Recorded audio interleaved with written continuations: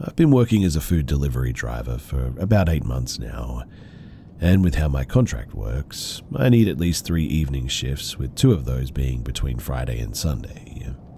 I don't really mind working in the evenings since it has a nice vibe to it, being really calm, just throw on some headphones and a good playlist or a podcast and, well, you're good.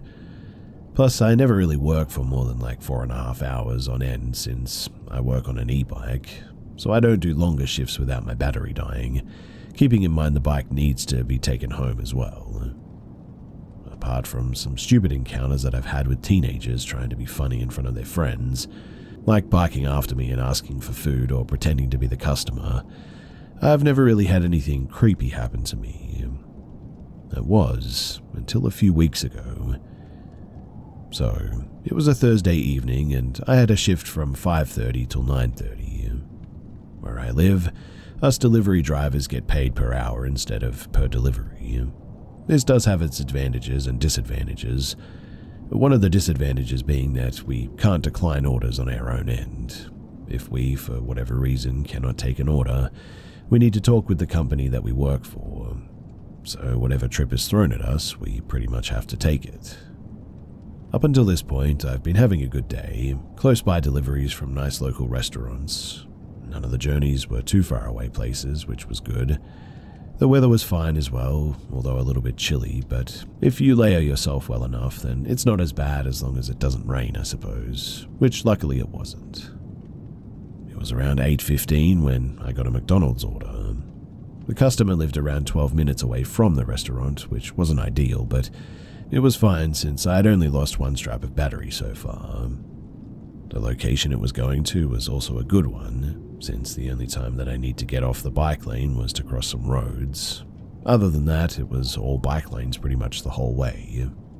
So I picked up the order after waiting for around 15 minutes.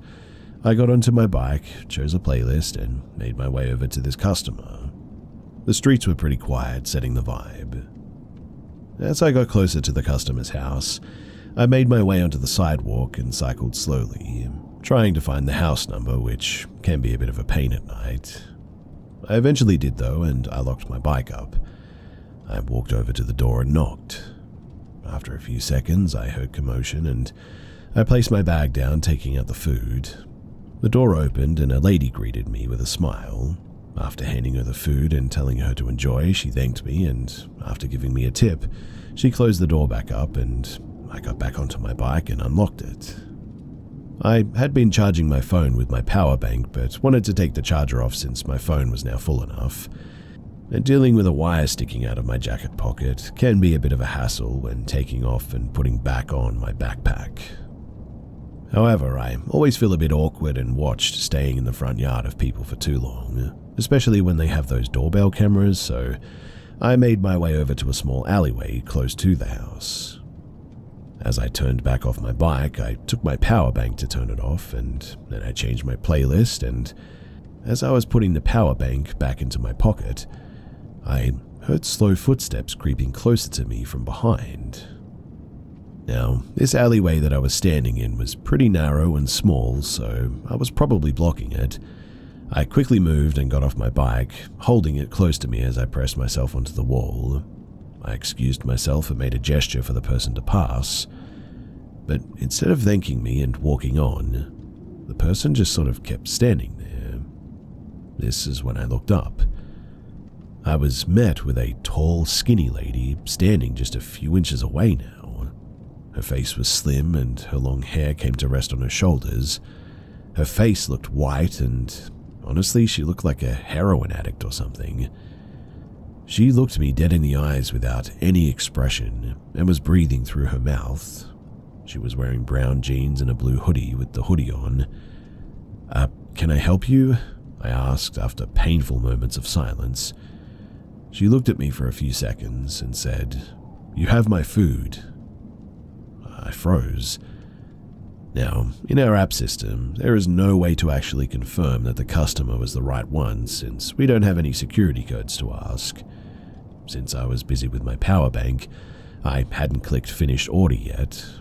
I checked my phone and decided to ask the lady questions about the order.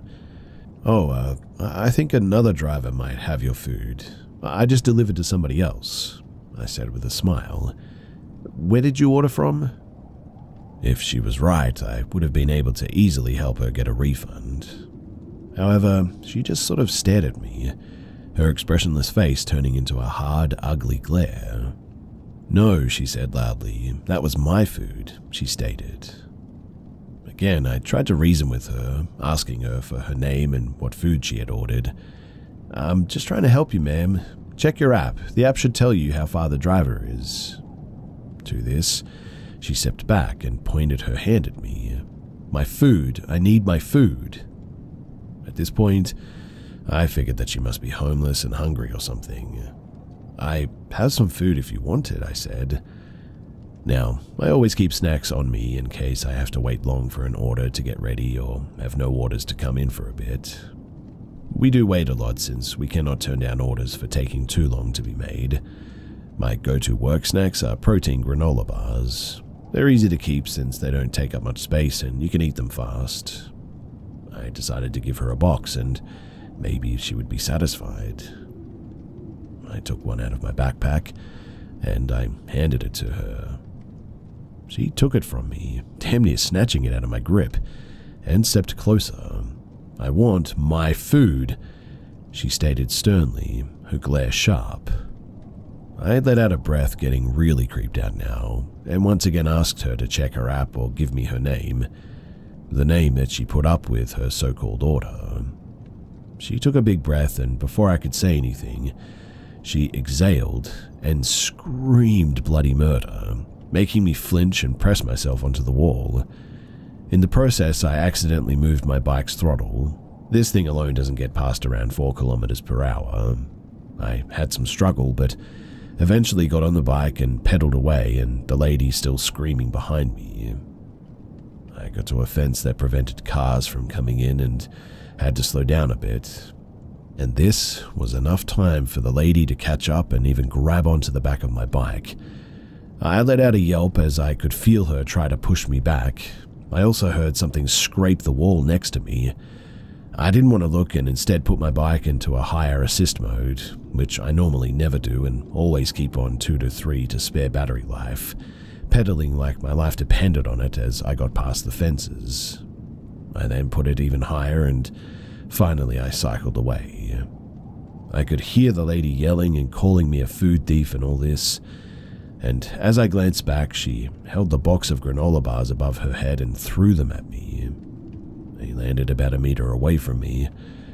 I also noticed what was causing that scraping noise, as she was holding a knife in her hand.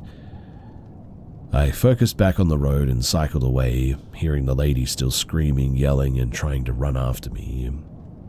Eventually, I went back to the app and finally was able to click finish order, hoping to get a new one since I didn't want to aimlessly cycle around in fear of running into her since I thought that she might know all the shortcuts. I got a new order from a kebab place nearby, around 8 minutes away. This place was one that I got sent to a lot and the owner was very friendly, always asking us drivers if we wanted something to eat or to drink and saying that it was on the house. I got there and was slightly out of breath, and he asked me instantly what had happened and gave me some water to drink and helped me calm down a bit, and then gave me some food. After I told him, he talked to the company, saying that I was in no state to keep doing deliveries that night. My work agreed to allow me to end my shift earlier than normal. One of my co-workers came for the pickup, and since this delivery was just outside of city center, I biked back with him to the city center where it was still busy, and just went on home after that. I'm very glad for the timing of that order, to be honest, my co-worker and for the owner of the kebab store, and I really don't like to think about what that lady would have done if she had successfully pulled me off of my bike that night.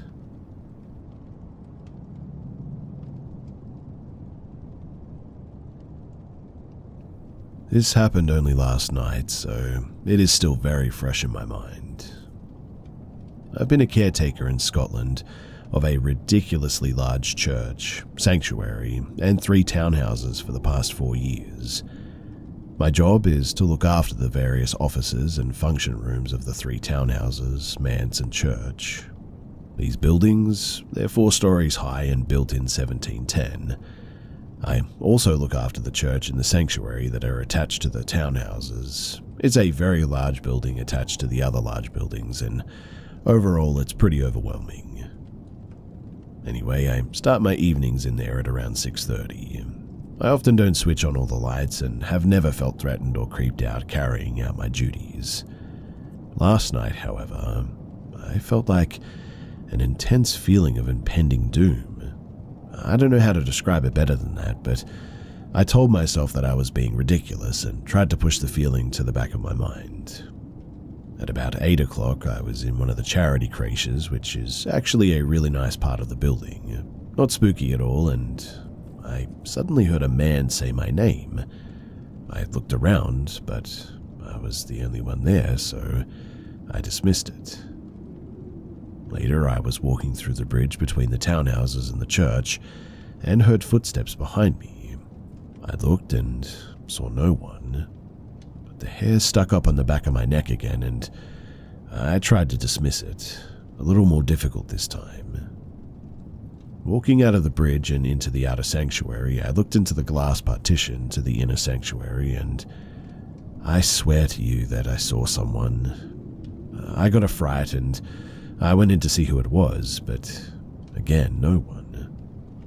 Then I heard a door slam up in the upper gallery. We have a choir room off the upper gallery, so I headed on up, saw no one, and tried to open the choir room and found it to be locked. I've never known it to be locked.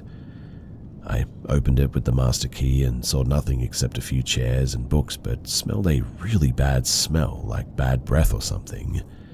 I quickly closed it up and locked it again. At this point, I was more than uneasy. My last port of call at 10:30 was the crypt. I headed down the spiral stair into the crypt, which runs the entire underbuild of the property, and also slightly under the main road outside.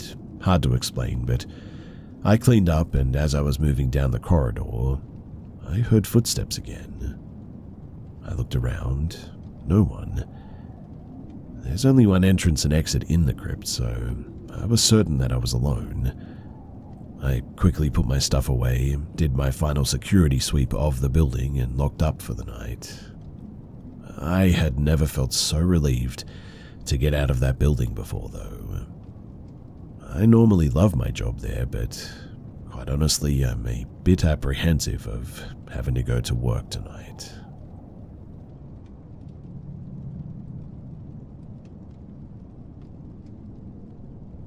When I was little, my mum would always tell me that there are ghosts that stay near the windows, waiting for a child to come closer so that they could push the child off.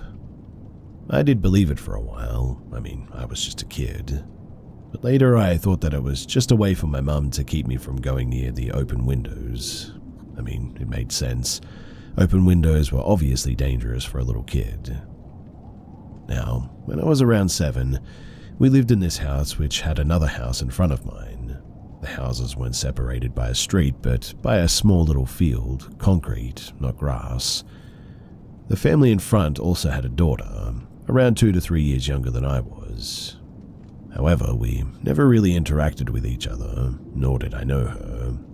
Mind you, this was during the time when I had come to the conclusion that my mum's windows ghosts were not real. I was sitting by the window looking outside when I saw the little girl sitting by the window as well. She had noticed me as she was looking down.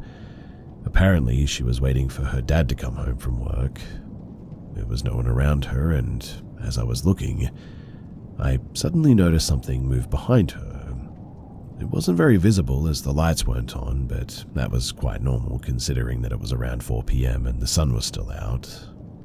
But this is when I noticed that there was a shadow behind her, a man specifically.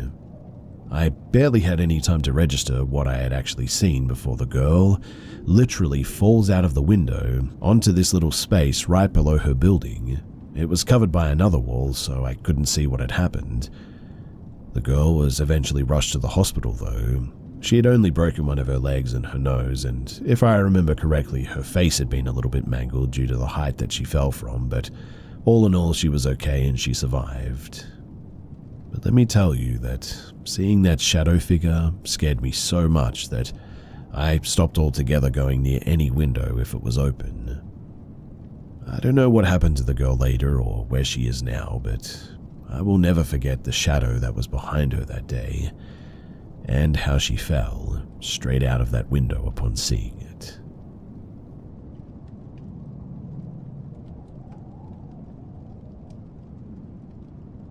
This happened a few years ago, and I've never told anyone about it. At the time, I lived pretty far out in the country, just me and my dog, no close neighbors, and it was usually really quiet. I liked it that way. One night, though, I woke up in the middle of the night to the motion sensor light going off outside. At first, I thought that it was just an animal, maybe a deer or something. But when I looked out of the window, I saw a man standing at the end of my driveway. He wasn't moving, just standing there facing my house. I don't know why, but I sort of froze. I just stood there staring at him and didn't move at all. The light went off after a while and everything went back to dark and quiet. I didn't sleep much after that though, and the next night it happened again. The lights came on and there he was. Same spot, same stillness, just standing there staring at the house. By this point, I was starting to get really freaked out, so I called the sheriff's department and they sent someone out to check it out, but by the time that they got there, he was already gone.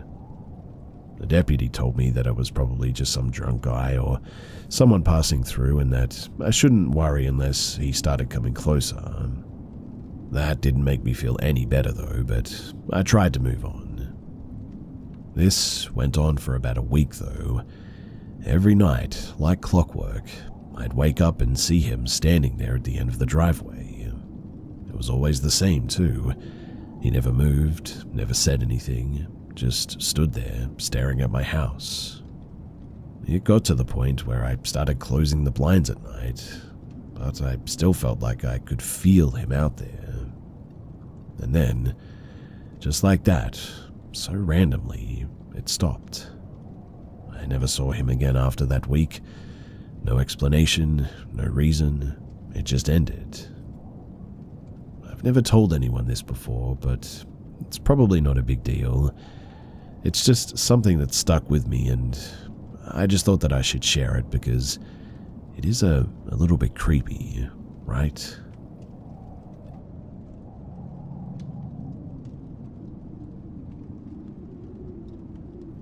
This happened to me when I was around 13 or 14, so about 14 years ago. We had moved into this house when I was about 6 and I never liked it. I just could never settle in it. I would actually for months when we first moved in, put myself to sleep by repeating there's no such thing as monsters.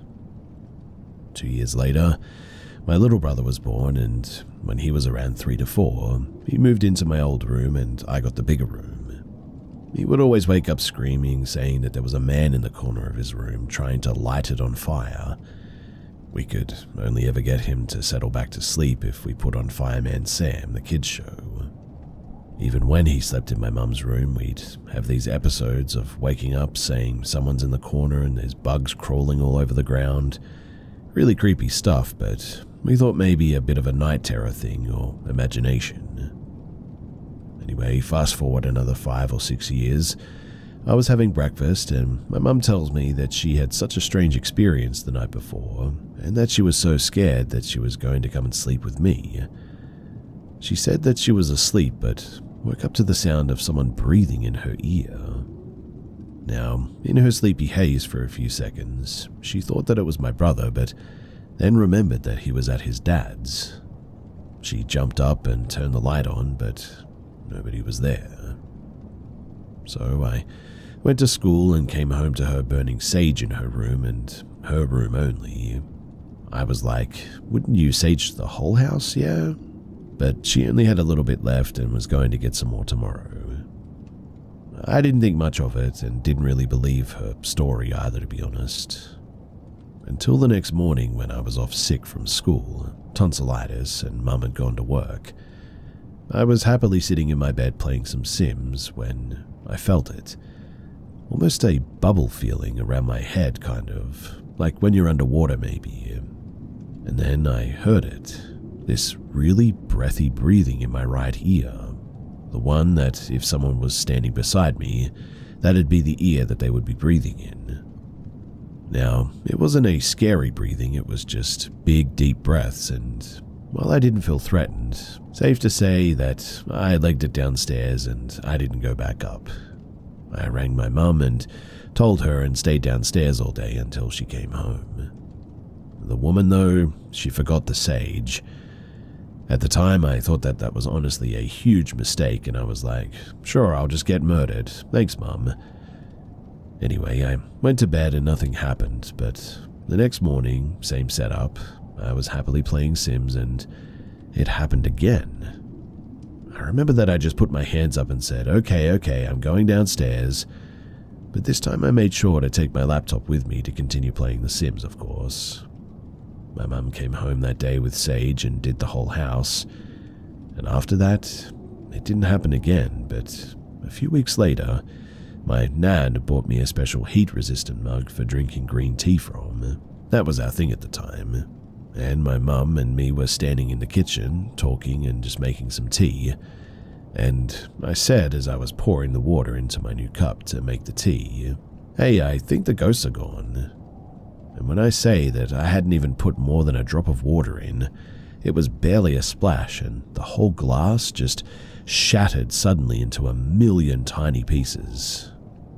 My mum and me just sort of looked at each other and laughed and said, "Well, I guess not then." But yeah, that's my story, and nothing else ever happened after that, thankfully. We moved a couple of years later, and then my lovely mum then one day told me, "Oh yeah, when I was younger that house was boarded up and a group of us broke in and did a Ouija board and things started moving around the place, so we ran and we never went back in it again." Good one, Mum, for opening a portal to the spirit world and having us all move in 15 years later, right? So yeah, that's my only paranormal experience, and honestly, hopefully, the last one that I'll ever have.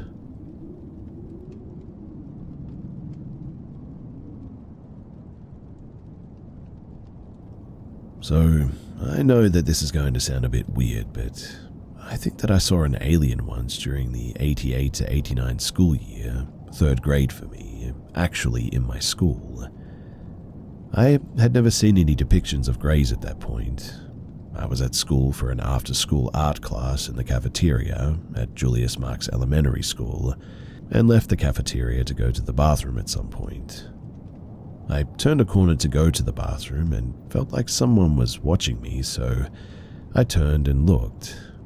And standing in the doorway of the class next door to mine, silhouetted against the light, was someone not human-shaped. They were no more than 4 feet tall, very skinny, with a disproportionately large egg-shaped head, and they had long, thin arms and legs for their size, like a child but not proportioned like a human. Now, I was a brave kid then, especially when I was on my own and didn't have to look out for somebody else. I didn't scare easy, but the whole thing just felt so wrong, so, for a lack of a better term, alien, that I was terrified. I dashed into the bathroom. I must have used the facilities because I was never one to wet myself and I didn't need to go anymore. The weird thing, though, is that I don't remember anything about when I was in that bathroom. I don't know how I got back to the cafeteria. I cannot remember, although I remember being very afraid and peeking out and there was nothing there. I must have run back to the cafeteria, though, and told everyone what I had just experienced. That's when I learned about aliens and what they were supposed to look like. One of the other kids drew a picture, and quite honestly, I'm kind of freaked out that I can remember everything clearly, all this detail, except what happened in between running for the bathroom and running through the cafeteria door, other than a quick glance to see if it was there, obviously. I didn't get the impression that I was gone very long, like not even as long as I must have been gone, at least a full 10 minutes, I suppose. On the few occasions I have shared this story over the years, I've only ever gotten one of two reactions: total disbelief and the assurance that I was just imagining something that I'd seen on TV or read about, or total belief in the assurance that I was abducted that day and they must have erased my memory of it. All I can say is that I know for sure that I had never been exposed to any images of greys until that day after my experience. Until that moment, I thought of aliens as being fairly cartoonish in their appearance, and green. Remember that I was only 8 at the time, and it was the 1980s, right before the image of greys became commonplace in US culture. Also, although I cannot remember a lot now, I'm fairly certain that I could remember more until the past 10 years or so, because I had a good sense of how much time had passed, for one. And well, that's enough for me to be fairly certain that I'm not missing time and never was in regards to this incident. Also, I have never had another encounter. I've never had any further signs of possible abduction and have never even seen a UFO. Anyway, that's my once-in-a-lifetime weird alien encounter story.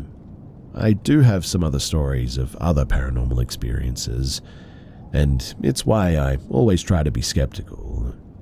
Maybe I'll share some of those another time, but in any case, have a great evening, everyone, and stay safe.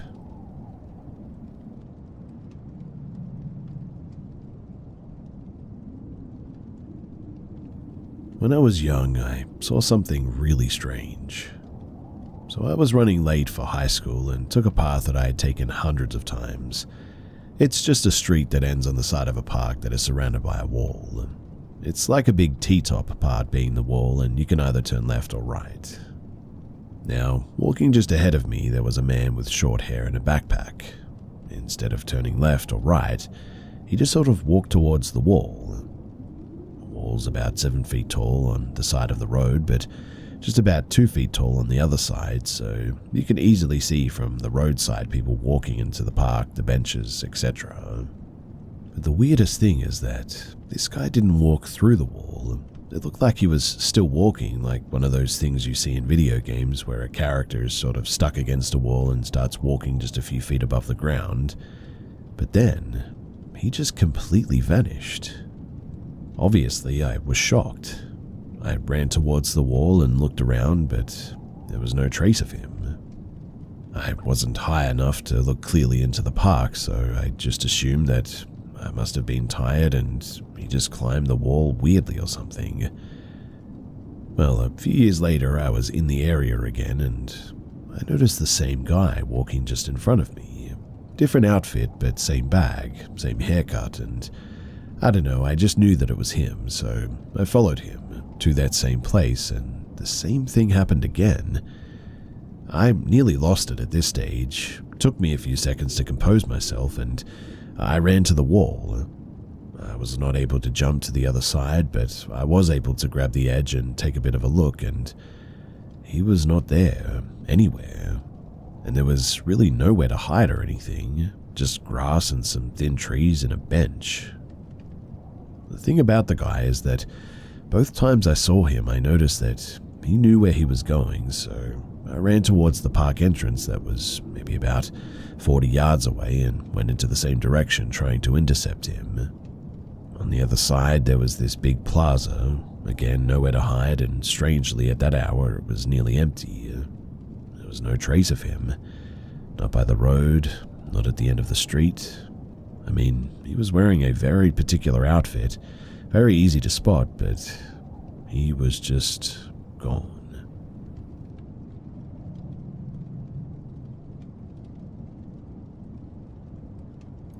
For years, I haven't been able to sleep well, because whenever I start closing my eyes, I see just for a few moments many stretched out black humanoid shadows all around my room.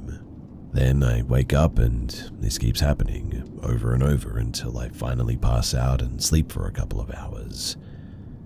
It always comes with a sensation in my chest or inside of me that's hard to explain, like a mix between pain and a sort of wish sound or a force inside of my body, warning me that this is about to happen and that I need to stay awake, even if I haven't slept before, if I don't want to suffer the consequences, that is.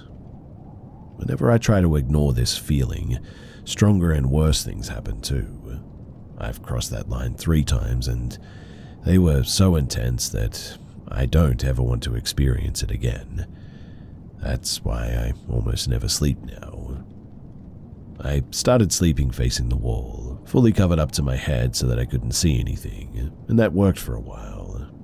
Until one night, I felt a large hand with long nails, very cold, slowly touching me from the top of my head down to my back, and then it disappeared. I was horrified, counted to 3, jumped up, turned on all the lights, checked the whole room, and there was nothing. The strange thing, though, is that I sleep on just a mattress, so there's really nowhere under the bed for anyone to hide, which means that I don't really know where that hand came from. The second time I was lying on my back with my arms crossed, and for just a millisecond as I woke up, I saw a black humanoid figure squatting on my chest, staring directly at me. It didn't have eyes, but I knew that it was looking at me because its whole body was bent forward toward me. And the third time just happened this morning. Again, I was lying on my back. I try to sleep on my side so that this doesn't happen, but somehow I always end up turning onto my back while I sleep. I felt a weight on my bed like somebody sat down, and then my blanket was slowly pulled off of my face, gently, as if somebody was uncovering me in a kind and careful way. Then I felt a kiss on my cheek near my neck. At first, I thought it was my mother. I mean, she used to wake me up like that when I was a kid.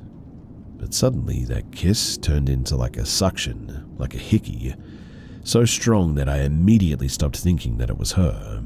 It hurt so much that I had to count to 3 to force myself up, even though my body was still half asleep. I stayed alert, looking around. Then I heard my mum on the rooftop, and I realized that it hadn't been her at all. All of this happened because I ignored the warning feeling in my chest that I mentioned earlier, the one that tells me that you have to stop sleeping now, like a sign that if I don't, things like this will happen. I looked online and the closest thing that I could find was exploding head syndrome, but that doesn't explain the other stuff that happens to me. Like one time I searched tutorials on how to fall asleep. There was a military method about holding your breath and relaxing to sleep in 5 minutes.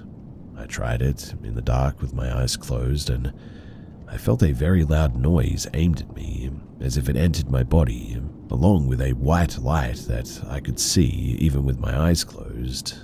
It made me open my eyes immediately, and I let out a loud gasp, and I turned the lights on and couldn't sleep again. So I have no way to fall asleep. And every time that I feel that warning, I have to just get up, even if I've only slept for like an hour.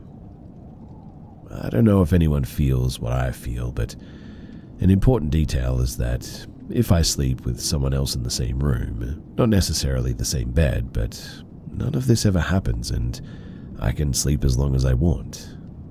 And right now I feel like I only have 3 choices. Don't sleep, and this is normally what I do, until I just pass out, really. Ignore the warning and seeing how far I can go, even if this stuff happens. I am scared, though, that it could be too strong and I won't be able to handle it. I don't know where the limit is, to be honest. Or sleeping accompanied. I don't want to do this because I don't want to bother my family, but honestly, I'm really not sure what to do anymore. Has anyone else ever felt something like this? Do you have any advice on how I can sleep or what this could be that would help a lot? I just really, really want to feel safe sleeping again.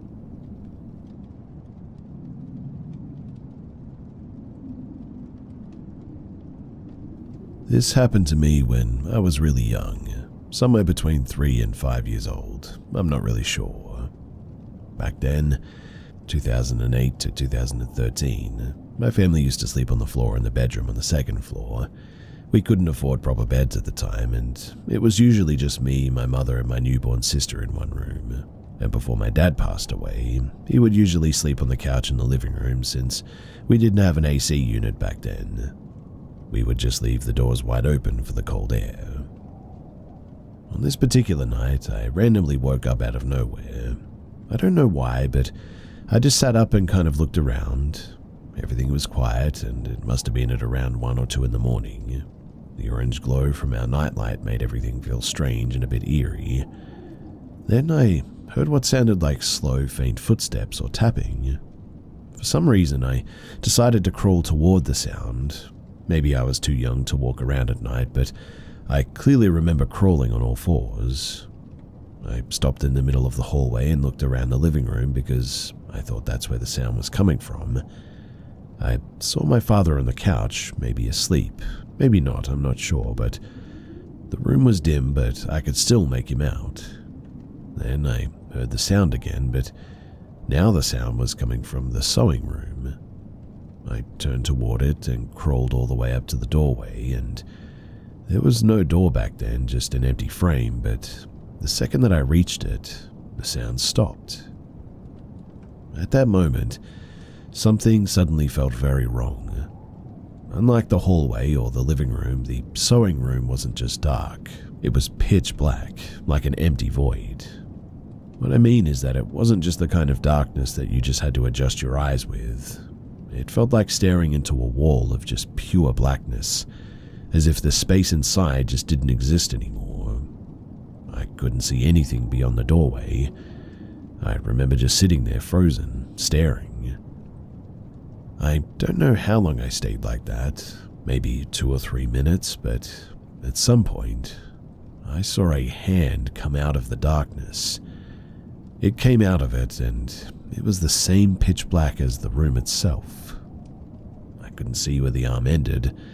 It just extended from the void, the rest lost inside probably, but it didn't grab me, it just held itself out like it was offering, like it wanted me to take it. I didn't move. I just stared at it. Then, just as suddenly, it instantly retreated. My dad came out of the living room, probably to go to the bathroom, and he saw me sitting there. He asked me what I was doing and picked me up, carried me back to the bedroom and shut the door. And that's where the memory ends. I've tried to write it off as a dream, but I remember everything just so vividly. Every touch, the exact words my dad said, it felt so real. I've never had dreams that come even remotely close to this till now. I'm not saying that it was a ghost or a shadow figure or anything specific. I honestly have no idea what it was. And every time that someone brings up strange or paranormal experiences, this memory always comes back clear as day. Had it not have been for my dad, honestly, I don't know what would have happened.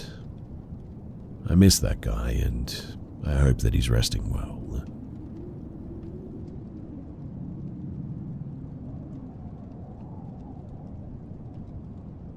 This happened in Hungary, summer of 2024. I was at my friend's place for the summer with his stepbrother. Us three are pretty good friends, and almost every night we went out into the woods or just walking past them. We have strange minds that we want to see something strange no matter what, and that's why we were there. Well, one night we actually did. We were going home already. It was pretty late, probably around 11 o'clock or so. We agree on checking one last place and going home after that. We went to the place, and it was an abandoned horse ranch, not far from my friend's house. We saw a random humanoid-like creature on the end of the road. It was full white and glowing, but it didn't light the ground nor trees around it. We wanted to go close to see what it was.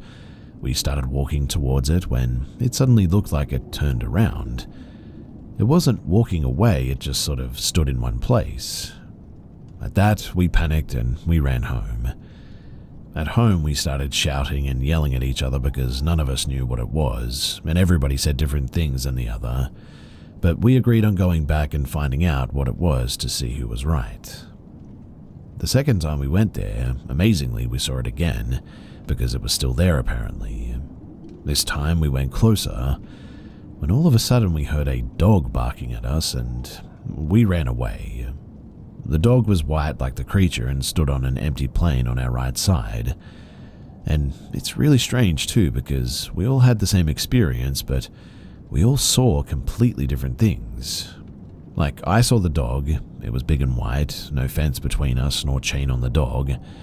My friend didn't see it but heard it bark, and the others saw different things too. The strange part is that, obviously, we run at different speeds. There was like almost 10 meters to 15 meters difference between us, but we all heard it directly behind us, like it was on our heels. And when at the end of the street, we stopped and looked back, the dog, or whatever it was, had disappeared. My guess is that that humanoid thing was a, hallucination sort of image that was projected upon us. But what do you think? What could this creature have actually been?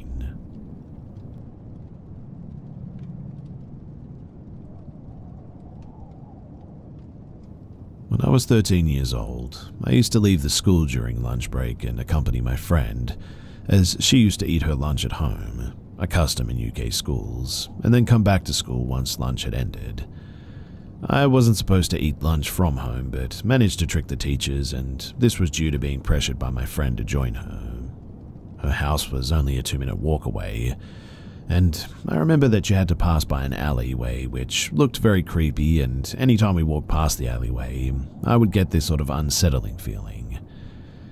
Well, one day, it was a Friday, and I really didn't want to leave with my friend, but she would peer pressure me all the time.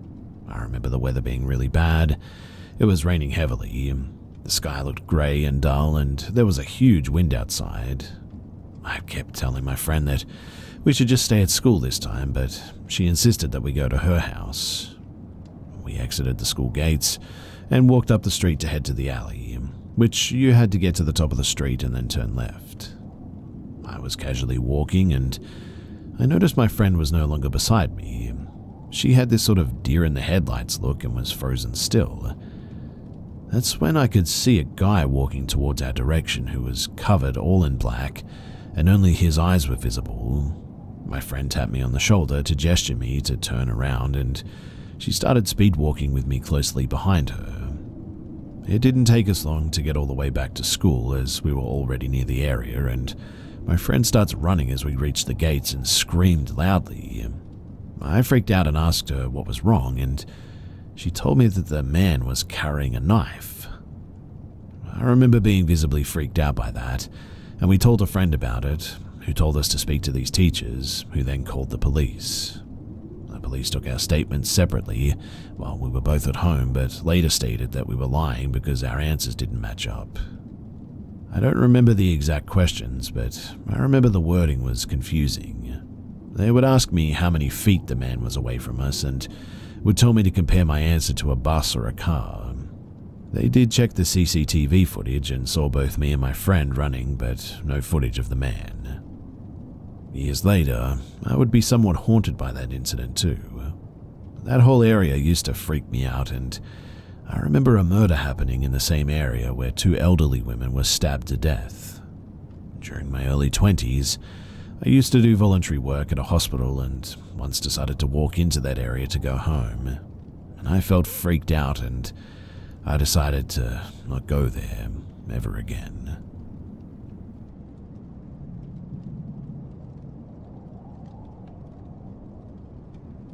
To set the scene, we're a bunch of young girls in high school, year 8.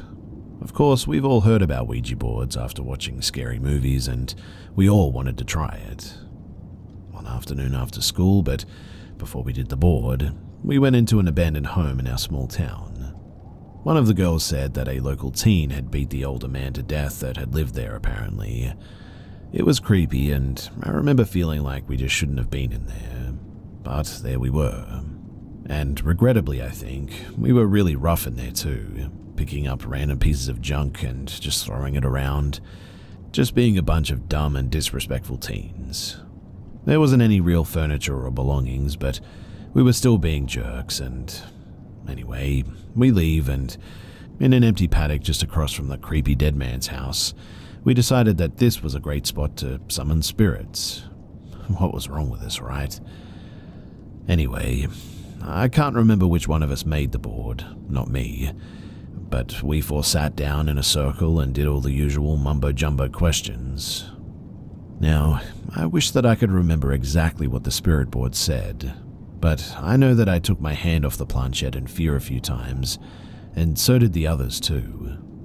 Of course, we didn't say goodbye or any of that. We all got freaked out by a spirit named Bob, and that was that. Time went on, and I no longer talked to those childhood friends. Not to do with this spooky stuff, but I can't find out again exactly what they experienced, but I'm also still freaked out about the stuff that started going down and wouldn't know how to even start that conversation, to be honest. But over the next few weeks or so, at least 2 of my friends said that they had really messed up dreams.